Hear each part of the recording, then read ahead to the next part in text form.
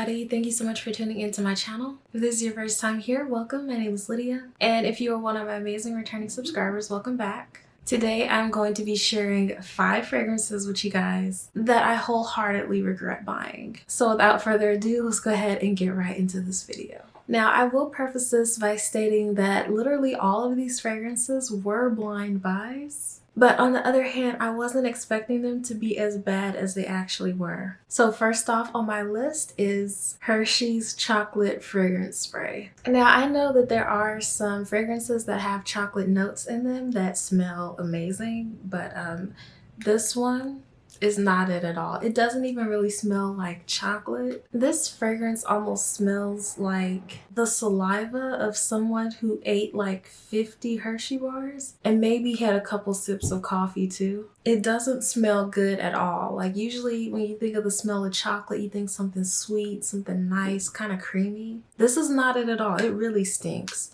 Like, it smells terrible. And I don't know what I was thinking when I purchased this. I purchased this from Five Below. It came in a little gift set. It also came with a matching lip gloss that I have not touched. Like, if it smells anything like this, I don't want it. It stinks. I shouldn't have bought it, but at least it was only $5, so I didn't waste a ton of money. But y'all, if any of you guys have smelled this fragrance, y'all know exactly what I am talking about. It is not a nice or pleasant scent at all. I just thought that it would be like a cool collector's piece just to have in my collection, but yeah, I never smell this at all, and with good reason. Now, second on my list is a lot of people's favorites, so don't fight me, but it's Mugler Angel. This is just one that I was not feeling at all. It was a blind buy. I didn't know what to expect, and I thought that it would be different from what it actually was. It's not a terrible fragrance, but it is really on the mature side, and it's just really not my style at all. If I had smelled this fragrance before purchasing it, I would not have got it at all. Sometimes when I smell it, it also kind of smells like a cologne. It's really strong and just not really something that I'm into. I feel like people of an older generation might appreciate this just a little bit more. And third on my list, I hate to do it, but it is a Swiss Arabian fragrance.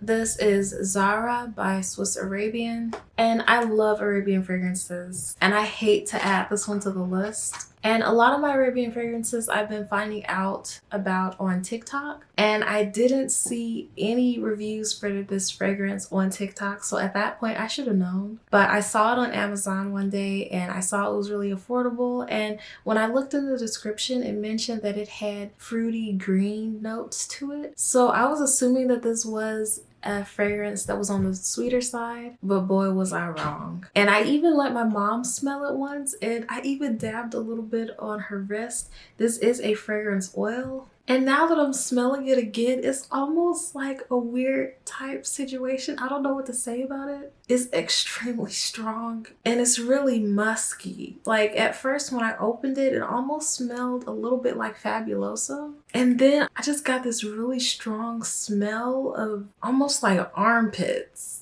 It is not nice. Now, when I did put a little dab on my mom's wrist, she let it air for a while. And like by the 3-hour mark, it was starting to smell like a decent fragrance. But you shouldn't have to do that with your fragrances, I don't think. So this is definitely one that I would not have purchased if I knew what it smelled like. It literally smells like somebody's armpits were funky and they tried to clean them with Fabuloso. But that armpit funk is still coming through over the Fabuloso, if that makes sense. It's just not a cool scent. But the bottle is really pretty and it kind of looks unique, so I'm gonna keep it just to have it in my collection, but I will not be wearing this at all. I might even try to use it as mosquito repellent in the future.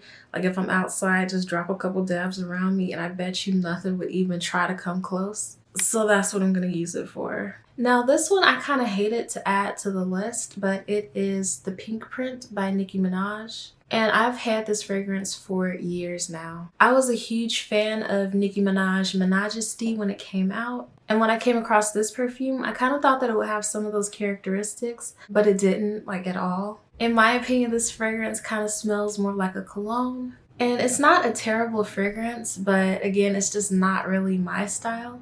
After I first purchased this, even my mom wore it a couple times, but she hasn't touched it in like years. So it's just not something that's really my style, and it really wasn't what I was expecting. To me, it kind of smells a little musky. It's kind of strong, and it also has kind of like a powderiness to it. Almost like there's some type of rose in here somewhere. So this one was just one that I was never reaching for, and I never even did a review on this one. And last on my list, we have Guess Los Angeles for Women. Now with this one, I feel like I should have known, but when I saw the box, I just thought that maybe it would have like a softer scent to it. When I smelled this for the first time, I had to keep checking the box and checking the bottle and even Googling this thing to make sure that this actually was a women's scent, because I thought for sure it was a cologne. Like even now as I'm smelling it, it smells old. It's not it. It doesn't smell nice to me at all. It's very strong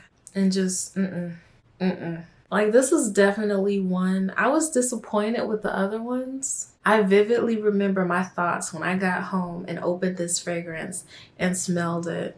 Like, you talk about wanting to throw something at the wall. I was just completely through at that point. And like around that time, I was looking for like new things to try, different things, maybe older things. And I got this from a Burlington. And I saw the box. The box looked pretty. I was like, it's for women. So I was like, maybe it'll be something different. And I got home and I smelled it. I was like, no. The bottle is cute. The bottle is cute. It's kind of different. I like the wood cap with Guess embossed in the top of it. Like, it looks nice.